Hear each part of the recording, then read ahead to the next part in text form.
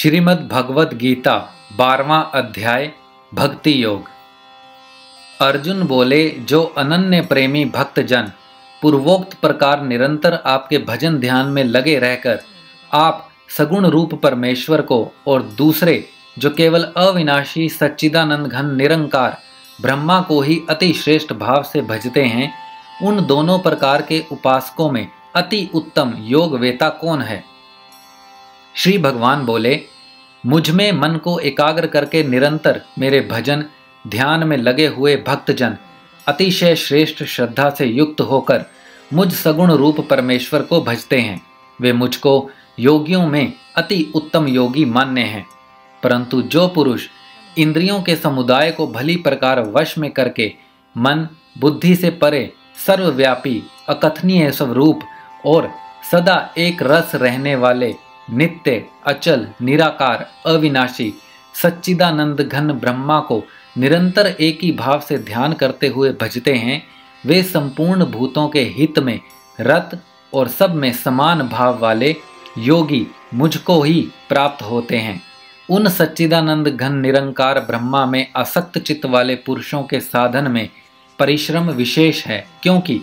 देहाभिमानियों के द्वारा अव्यक्त विषयक गति दुख पूर्वक प्राप्त की जाती है।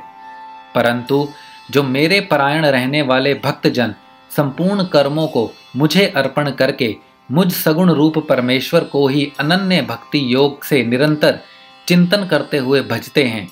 हे अर्जुन, उन मुझ में चित्त लगाने वाले प्रेमी भक्तों का मैं शीघ्र ही मृत्यु रूप संसार समुद्र से उद्धार करने वाला होता हूँ। मुझ में मन को लगा और मुझ में ही बुद्धि को लगा, इसके उपरांत तू मुझ में निवास करेगा, इसमें कुछ भी संशय नहीं है। यदि तू मन को मुझ में अचल स्थापन करने के लिए समर्थ नहीं है तो हे अर्जुन, अभ्यास रूप योग के द्वारा मुझको प्राप्त होने के लिए इच्छा कर। यदि तू उपर्युक्त अभ्यास में भी असमर्थ है तो केवल मेरे लिए कर्म करने के लिए ही परायण हो जा। इस प्रकार मेरे निमित्त कर्मों को करता हुआ भी मेरी प्राप्ति रूप सिद्धि को ही प्राप्त होगा। यदि मेरी प्राप्ति रूप योग के आश्रित होकर उपर्युक्त साधन को करने में भी तू असमर्थ है तो मन बुद्धि आदि पर विजय प्राप्त करने वाला होकर सब कर्मों के फल का त्याग कर। मर्म को ना जानकर किए हुए अभ्यास से ज्ञान श्रेष्ठ है, ज्ञान से मुझ परमेश्वर के स्वरूप का ध्यान श्रेष्ठ है और ध्यान से भी सब कर्मों के फल का त्याग श्रेष्ठ है, क्योंकि त्याग से तत्काल ही परम शांति होती है। जो पुरुष सब भूतों में द्वेष भाव से रहित, स्वार्थ रहित, सबका प्रेमी और हेतु रहित दयालु है तथा ममता से रहित, अहंकार से रहित,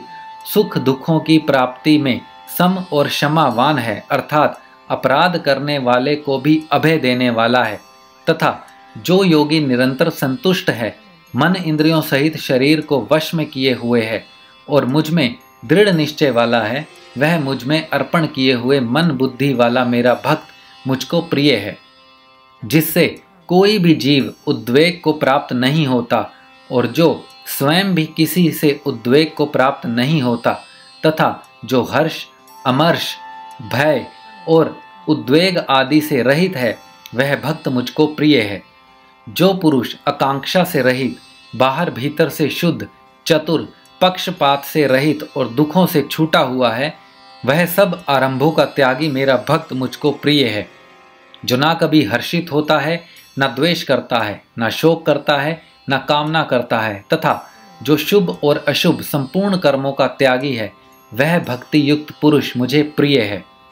जो शत्रु मित्र में और मान अपमान में सम है तथा सर्दी गर्मी और सुख दुख आदि द्वंद्वों में सम है और आसक्ति से रहित है, जो निंदा स्तुति को समान समझने वाला, मननशील और जिस किसी प्रकार से भी शरीर का निर्वाह होने में सदा ही संतुष्ट है और रहने के स्थान में ममता और आसक्ति से रहित है, वह स्थिर बुद्धि भक्तिमान पुरुष मुझको प्रिय है। परंतु जो श्रद्धा युक्त पुरुष मेरे परायण होकर इस ऊपर कहे हुए धर्म में अमृत को निष्काम प्रेम भाव से सेवन करते हैं, वे भक्त मुझको अतिशय प्रिय हैं। इस प्रकार उपनिषद ब्रह्म विद्या तथा योग शास्त्र रूप श्रीमद् भगवत गीता के श्री कृष्ण अर्जुन संवाद में भक्ति योग नामक 12वां अध्याय संपूर्ण हुआ।